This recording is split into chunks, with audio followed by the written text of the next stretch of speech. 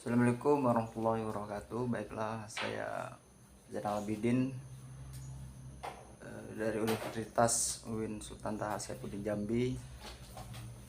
Di sini saya akan menjelaskan mata kuliah yaitu manajemen konflik dengan tema sumber-sumber konflik organisasi.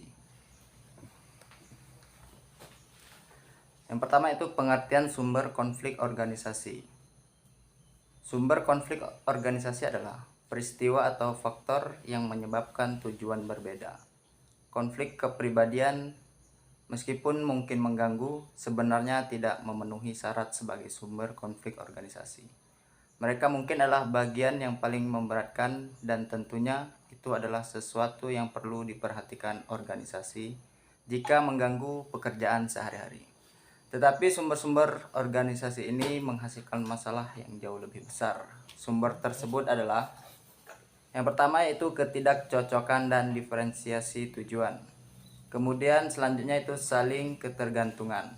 Kemudian yang selanjutnya itu ketidakpastian dan kelangkaan sumber daya. Dan yang terakhir itu sistem penghargaan. Selanjutnya itu konflik menurut Robin. Robin mengatakan, konflik dalam organisasi disebut sebagai the conflict paradox, yaitu pandangan bahwa di sisi konflik dianggap dapat meningkatkan kinerja gugusan, tetapi di sisi lain kebanyakan gugusan dan organisasi berupaya bagi meminimalisasikan konflik. Pandangan ini dibagi 3 anggota. Yang pertama itu pandangan tradisional. Pandangan ini menyatakan bahwa konflik itu hal yang buruk, sesuatu yang negatif, merugikan, dan harus dihindari. Konflik disinonimkan dengan istilah violence, destruction, dan irrationality. Konflik ini merupakan suatu hasil disfungsional, dampak komunikasi yang buruk, kurang kepercayaan, keterbukaan di selang orang-orang, dan kegagalan manajer bagi tanggap terhadap kebutuhan dan aspirasi karyawan. Selanjutnya itu pandangan hubungan manusia. Pandangan ini menyatakan bahwa konflik dianggap sebagai suatu peristiwa yang wajar terjadi di dalam gugusan atau organisasi. Konflik dianggap sebagai sesuatu yang tidak dapat dihindari karena di dalam gugusan atau organisasi pasti terjadi perbedaan pandangan atau argumen antar anggota. Yang terakhir yaitu pandangan interaksionis. Pandangan ini cenderung mendorong suatu gugusan atau organisasi terjadinya konflik. Hal ini disebabkan suatu organisasi yang kooperatif, tenang, damai, dan serasi cenderung dijadikan statis, apatis, tidak aspiratis, dan tidak inovatis.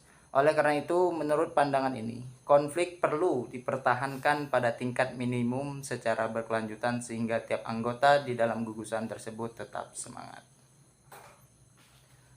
Yang selanjutnya itu konflik menurut Getzel dan Guba.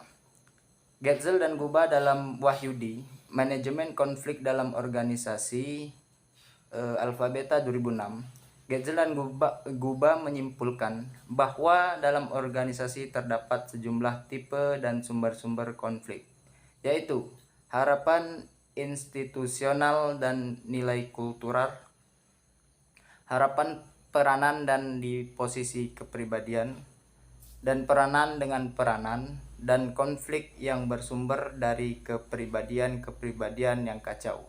Konflik antara harapan peranan dan disposisi kepribadian. Konflik antara harapan peranan dan disposisi kepribadian terjadi disebabkan oleh ketidakcocokan antara dimensi institusional dan dimensi individual. Mungkin itu saja. Semoga bermanfaat untuk kita semua. Sekian, terima kasih. Wassalamualaikum warahmatullahi wabarakatuh.